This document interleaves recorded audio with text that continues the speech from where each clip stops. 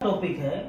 काफी सारे टीवी में मीडिया में एडवर्टाइज में देखेंगे, ऐसे कहेंगे ये म्यूचुअल फंड देगा सबसे ज्यादा रिटर्न, सबसे सेफ और सबसे लो रिस्क फंड। तो सबसे पहले ये जो प्यारी प्यारी बातें होती है ना, इसमें कितना सच्चाई है इसको जानेंगे इस वीडियो में।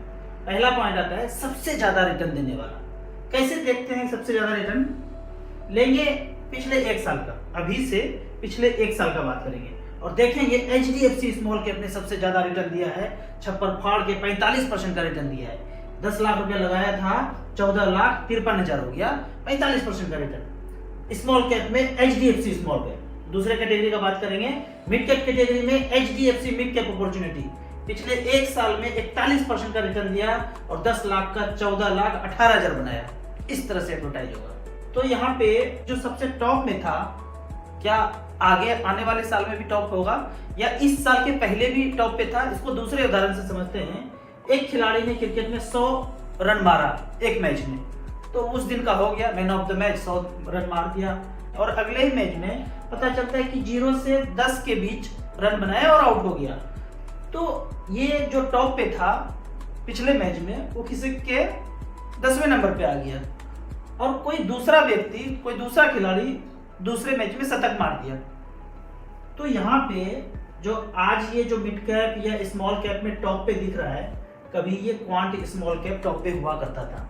मिड कैप कैटेगरी में कोई दूसरा मिड कैप टॉप पे हुआ करता था। अगर लार्ज कैप का बात करें तो निप्पॉन इंडिया लार्ज कैप आज टॉप पे दिख रहा है। पिछले एक साल में 31% का रिटर्न दिया है, लेकिन पहले कभी इडलवाइज लार्ज कैप हुआ करता था। तो इस तरह से करके ऊपर नीचे चलते रहता है। आप सोचेंगे कि मैं इसमें पैसा लगा दूं टॉप को देख करके, अगले साल वो टॉप पे होगा ही नहीं, गारंटी है कि नहीं होगा। तो उससे बचने का उपाय क्या है कि आपको मान लीजिए 10,000 रुपया करना है, तो 2-2 हजार करके 5 में डाइवर्सिफाइड करके लगा देंगे और चेक करेंगे AUM बाई। स्मॉल कैप में लगा देंगे, मिड कैप में लगा देंगे, AUM बाई। जिसका AUM ज्यादा है वो ऊपर नीचे होगा, टॉप 5 में वो रहेगा। टॉप 10 भी ले सकते हैं। आपको 20,000 करना है, 2-2 हजार का 10 फंड लेके छोड़ देंगे। 5 small cap, 2 mid cap, 1 flexi cap, 1 multi cap. ज्यादा डाइवर्सिफाइड करना है तो आपको अच्छा रिटर्न तो स्मॉल कैप ही देगा।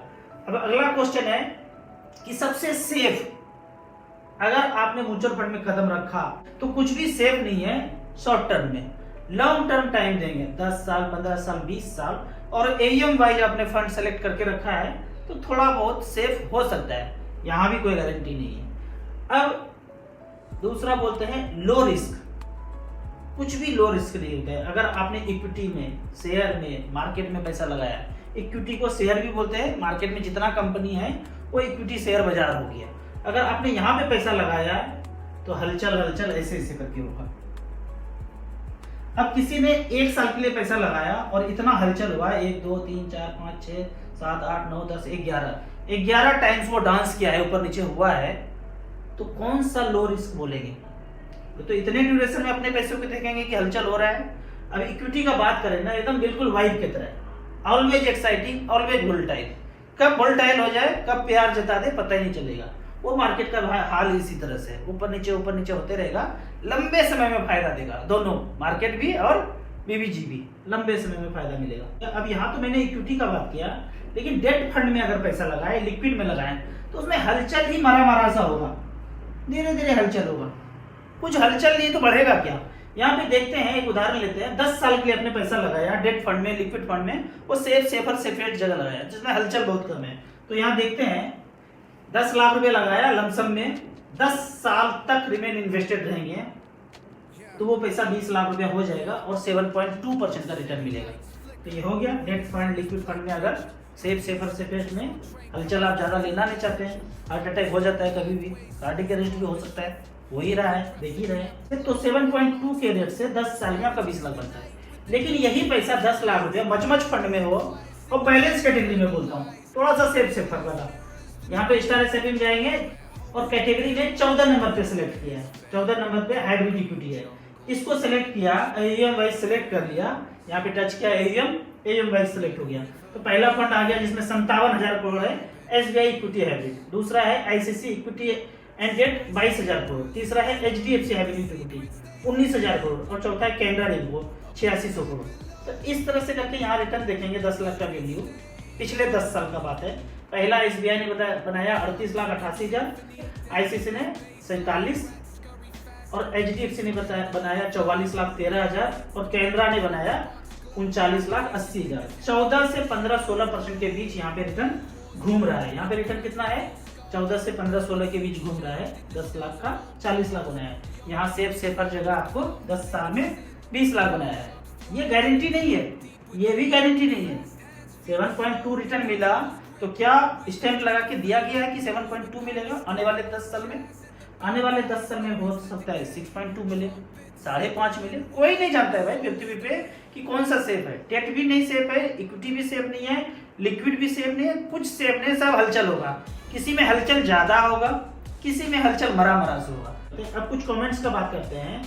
राजू भैया पोर्टफोलियो में कितना म्यूचुअल फंड होने चाहिए? मैं बोलता हूँ 10-12 ले लीजिए। 5 स्मॉल कैप, 2-3 मिड कैप, एक फ्लेक्सी कैप, एक मल्टी कैप, एक बैलेंस फंड भी रख लीजिए। 10-12-13 फंड होगा, कोई दिक्कत नहीं है। आपको कभी जरूरत पड़ता है आप उस पैसे को सीधा रिडीम कीजिए, एक फंड से कर लीजिए। हर चीज को, गोल को आप सेपरेट कर रखिए।